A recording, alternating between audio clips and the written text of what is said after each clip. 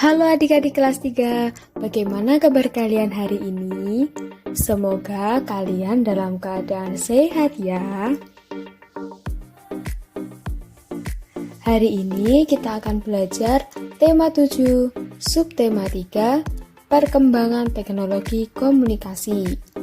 Kita akan belajar pada pembelajaran 3 dan pembelajaran 4. Pembelajaran 3. Materi belajar bahasa Indonesia.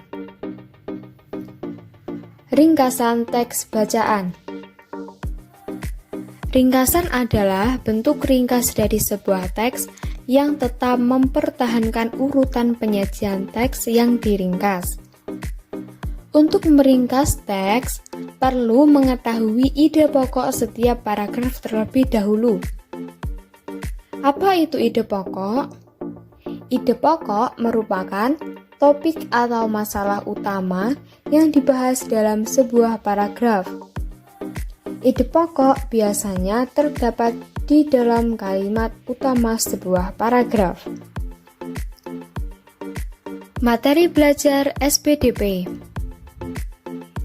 Kita akan belajar tentang motif gambar dekoratif. Pemilihan motif merupakan salah satu hal yang penting dalam pembuatan gambar dekoratif.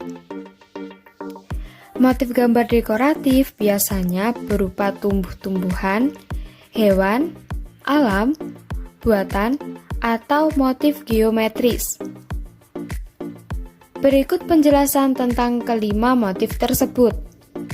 Pertama, motif tumbuh-tumbuhan atau vegetal. Motif ini mengambil bentuk dasar dari tumbuhan atau pepohonan. Kedua, motif hewani atau animal. Motif ini mengambil bentuk dasar dari binatang seperti singa, ular, kuda, rusa, atau kura-kura. Yang ketiga, motif alam atau natural. Motif ini mengambil bentuk dasar alam seperti gunung, batu, dan awan. Yang keempat, motif buatan atau artifikal. Maksud dengan artifikal di sini adalah benda-benda buatan manusia seperti kursi, meja, rumah, dan sebagainya. Yang kelima, motif geometris. Motif ini merupakan bentuk dasar yang diambil dari tiruan alam seperti gunung berbentuk segitiga, awan bergerumbul, sungai mirip bentuk garis-garis berkelok, dan sebagainya. Materi belajar selanjutnya yaitu matematika. Kita akan belajar menghitung keliling bangun datar. Keliling pada bangun datar dapat diperoleh dengan menjumlahkan semua sisi bangun datar tersebut. Bisa kita tulis dengan keliling bangun datar sama dengan jumlah semua panjang sisi. Misalnya, pada bangun datar persegi panjang, keliling bangun datar persegi panjang adalah jumlah dari keempat panjang sisinya. Oke adik-adik, kita lanjut ke pembelajaran 4. Materi belajar PJOK. Nah, kita akan mengenal potensi bahaya di kolam renang. Apa saja potensi bahaya di kolam renang? Nah, berikut beberapa potensi bahaya yang mungkin terjadi di kolam renang. Yang pertama, tenggelam. Merupakan hal yang menjadi masalah utama dalam aktivitas air.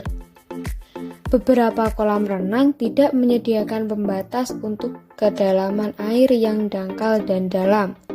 Oleh karena itu, kita harus mencari tahu kedalaman kolam renang terlebih dahulu. Yang kedua, lantai licin. Beberapa kolam renang masih menggunakan lantai yang halus sehingga ketika sering terkena air, lantai tersebut menjadi sangat licin sehingga dapat menyebabkan kita jatuh jika kita tidak berhati-hati. Yang ketiga, keramik pecah. Beberapa lantai di kolam renang, terutama pada bagian sudut pinggiran kolam, seringkali sudah pecah. Keramik yang pecah dapat melukai orang-orang yang berenang atau berjalan di keramik tersebut. Materi belajar selanjutnya yaitu Bahasa Indonesia. Pada pembelajaran ini kita akan belajar kalimat utama dan kalimat penjelas. Apa yang dimaksud dengan kalimat utama dan kalimat penjelas? Kalimat utama merupakan salah satu kalimat di dalam sebuah paragraf yang memuat ide pokok atau gagasan utama. Karena memuat ide pokok, kalimat utama dijadikan sebagai rujukan kalimat-kalimat yang lain. Sedangkan kalimat penjelas berisi penjelasan-penjelasan dari kalimat utama. Kalimat-kalimat yang merujuk pada kalimat utama itu merupakan kalimat penjelas.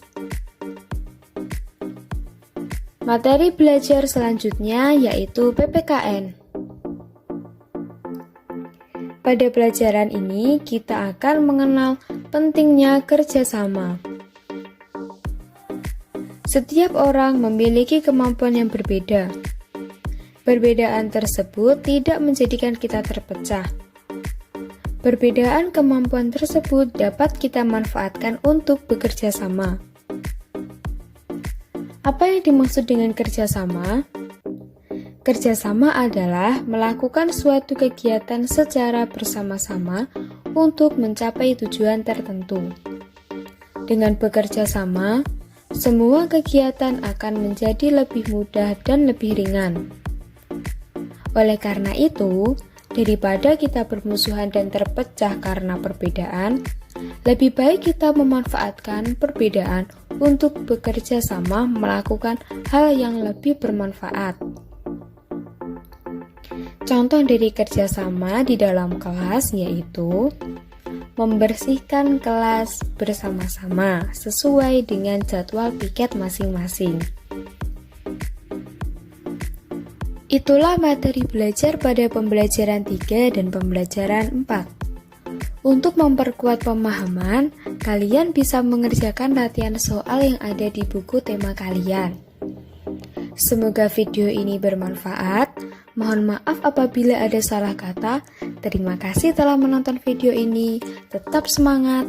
Wassalamualaikum warahmatullahi wabarakatuh. Sampai jumpa di video selanjutnya.